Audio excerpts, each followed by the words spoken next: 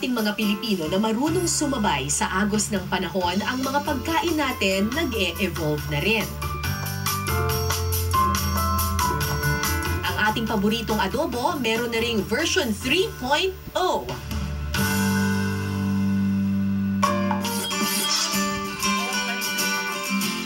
Ito naman ang East meets West adobo. Adobo ala Malacanang. Ang adobo version ng mag-asawang Lord Ancheta, isang Pilipino, at Oksana Kalinic, isang Belarusian national.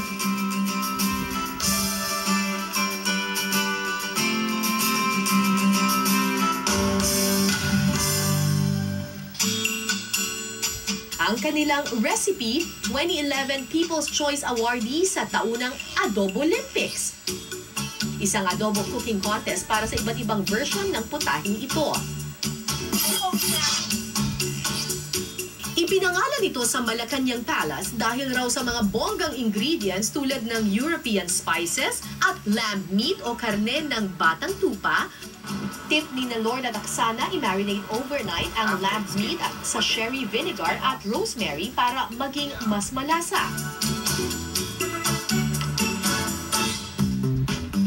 Kailangan munang i-sear o lutuin sa mainit-init na pan ang ibabaw ng karne. Yeah! Whoa! Let's get that sizzling action. My favorite adobo actually adobong pusit, but I also like meat adobos. I like sometimes occasionally lamb adobo and chicken adobo. Well, what's important about searing the meat is it 100% builds flavor. So the surface area gets caramelized on a cellular level. And this is what builds all that amazing flavor, especially if you're having a stew. Okay, the lamb has been seared, so we're not going to let it rest. Plate. I love the aromas. Next. Oh yes, look at that. Let's brown those onions and garlic.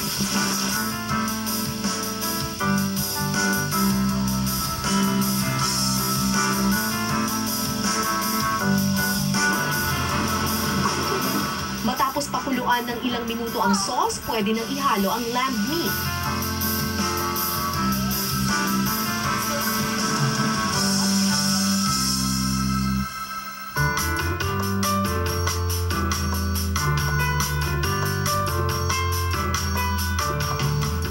I was pleasantly shocked.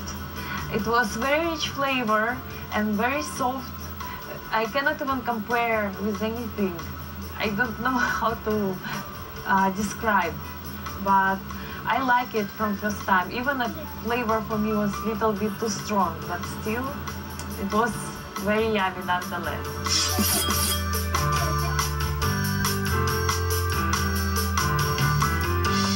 Winner talaga ang adobong Pinoy. Nakakasabay na sa pagbabago, nagiging tulay pa sa pagsasama ng iba't ibang kultura.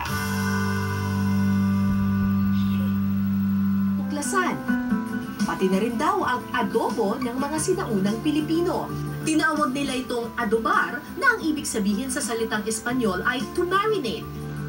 Sa ilang tala ng Italian scholar na si Antonio Pigafetta, sinabi pa niyang mas maalat ang Pinoy adobo kumpara sa kanilang adobada, ang kanilang bersyon ng adobo. Dito nanggaling ang pangalan ng adobo nang matikman nila ang kahawig na lutuin na ito ng mga Pilipino. Ang baboy at manok na ibinababad sa suka at asin. Patunay lang na bago pa man dumating ang mga Kastila, meron ng adobo ang mga Pilipino. Sa paglipas ng panahon, hindi na lang karne ng baboy at manok ang inaadobo.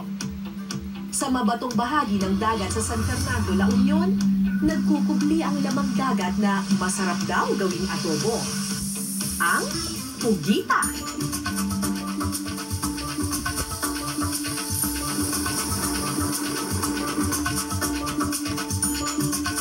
So ito yung perfect time para manghuli ng pugita kasi ang gusto ng pugita yung naghahalo pa yung liwanag at saka dilim. So makikita mo dito sa bandang ito, andyan pa yung buwan, pero dun sa bandang silangan sa may likuran ay sumisikat na yung araw.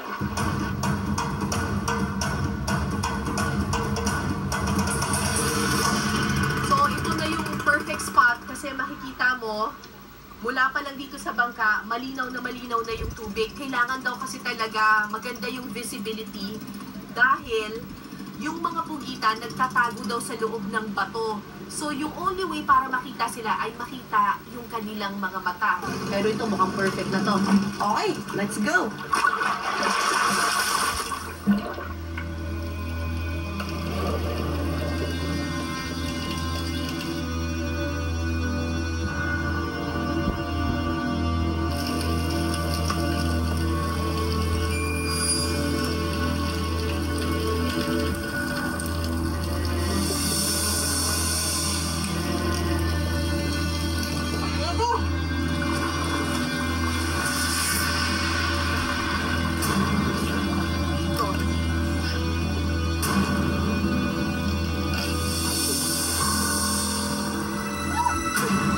Kasama na ang toyo.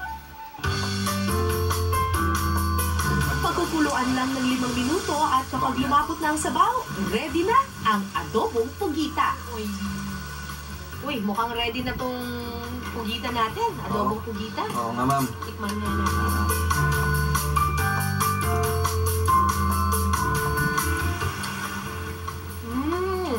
Kakaiba siyang klase ng adobo kasi usually yung adobo alam natin maasim eh. Oo, ma'am. Ito manamis na mis, tapos lasang-lasa mo pa yung alat ng dagat. Tama, Parang ganun tama, na ma'am. din. So, ibig sabihin, fresh na fresh talaga yung talaga. niluto natin. Ang paraan para mas pasarapin ang adobo, hindi maitatanging Pinoy favorite nga ito. Katunayan, meron pang ang House Bill sa Kongreso na nagtutula na maging pambansang putahe ang adobo. Panahon na nga ba para ideklarang national dish ang adobo?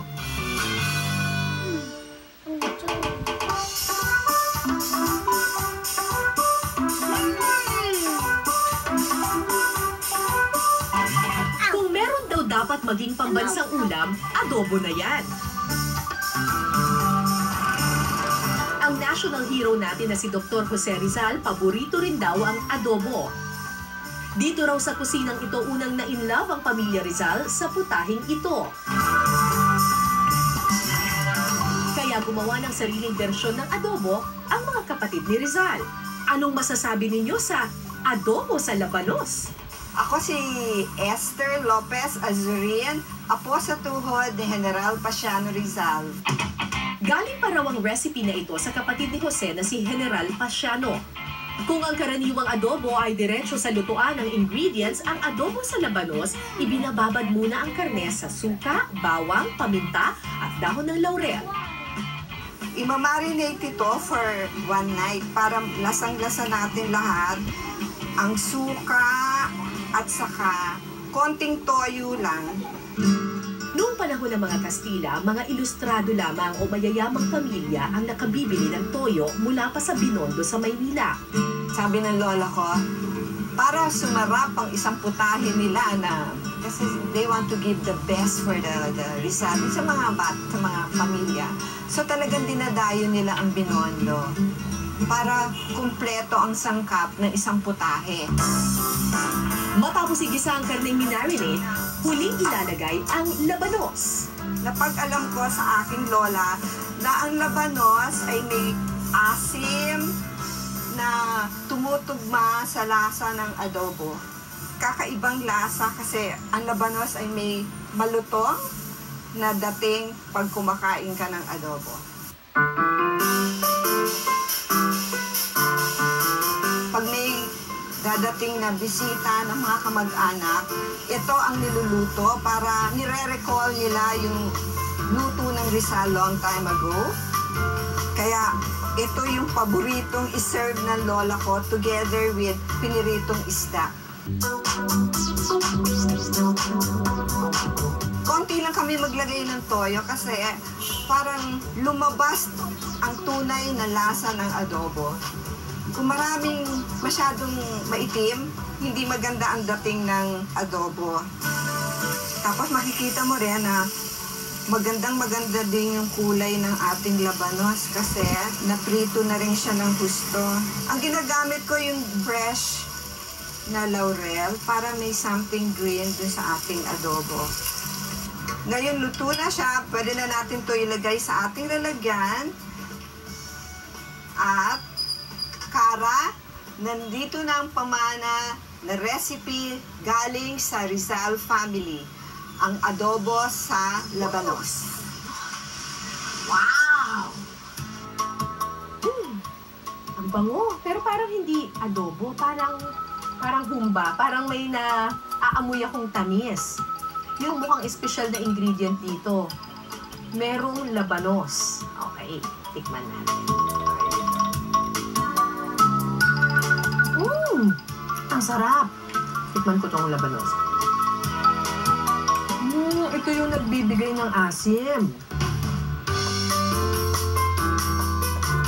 Actually, hindi mo iisipin na ang labanos ay bagay sa adobo. Kasi karaniwan, kinakain natin ng labanos with sinigang.